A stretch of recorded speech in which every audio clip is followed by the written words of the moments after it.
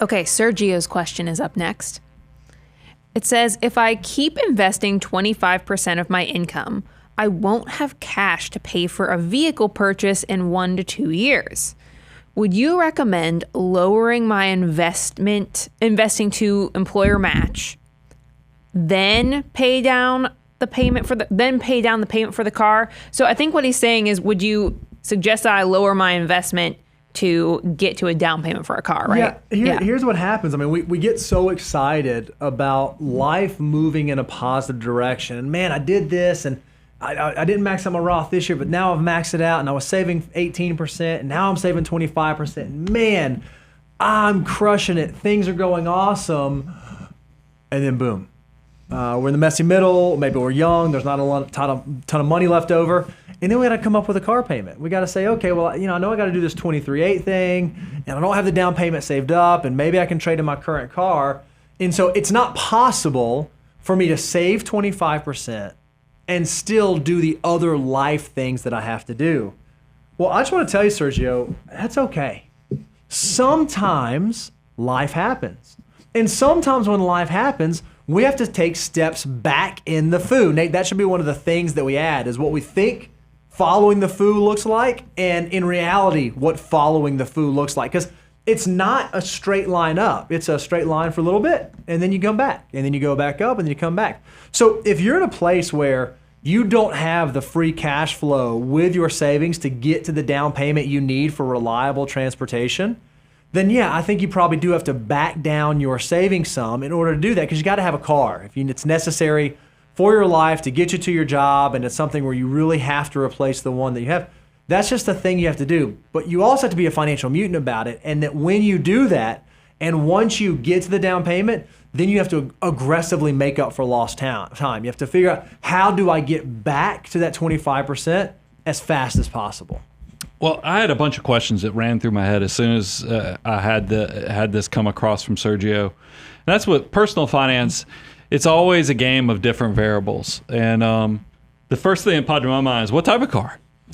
I mean, Sergio, if you're trying to, because yeah, you're already saving and investing 25%, but now if you're trying to get to a BMW or a Mercedes, that's a step 8. That's an abundance goal. So, I don't want you cutting down your 25% saving and investing percentage if you're trying to buy a luxury or super nice car. That's a great point. That's a failure.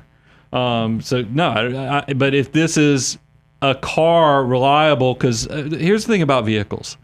Cash is always the best. I mean, I think people think, gosh, you guys are always about financing cars. No, we'd love for you to pay cash for it, but I just recognize there's moments in my life where I didn't have enough cash, like when I graduated college or other things where I had potential, but I had no cash, or I didn't have enough money to pay cash for the vehicle, so I had to use 23.8, and that's why we designed the policy, the program, to where you put 20% down, you don't finance more than 3 years, and it doesn't exceed 8% of your income. That checks all the boxes to make sure you're not driving around in a clunker. Because sometimes if you only have $2,000 in your pocket, that's not going to buy you peace of mind. That's going to buy you a lot of heartache.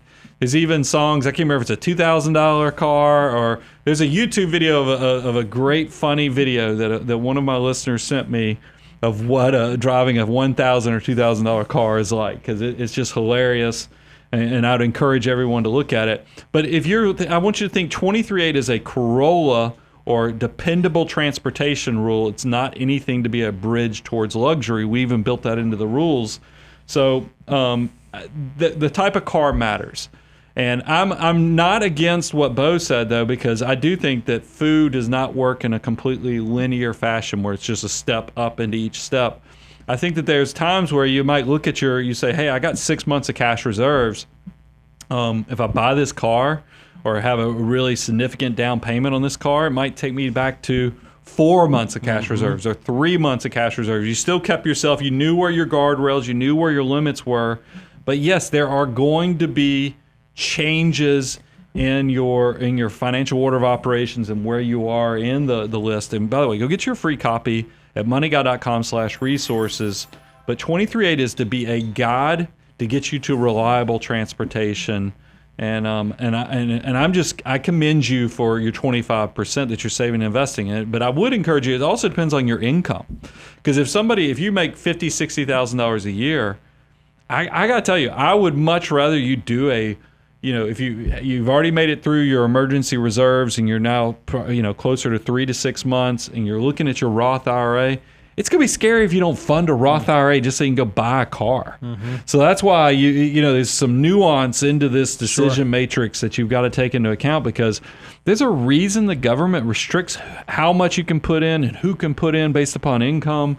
That I don't want you to miss out on some of those awesome opportunities. So it's very nuanced based upon how reliable, what type of car can you afford, but also not derailing your long-term future because of an emotional decision with a car. Right.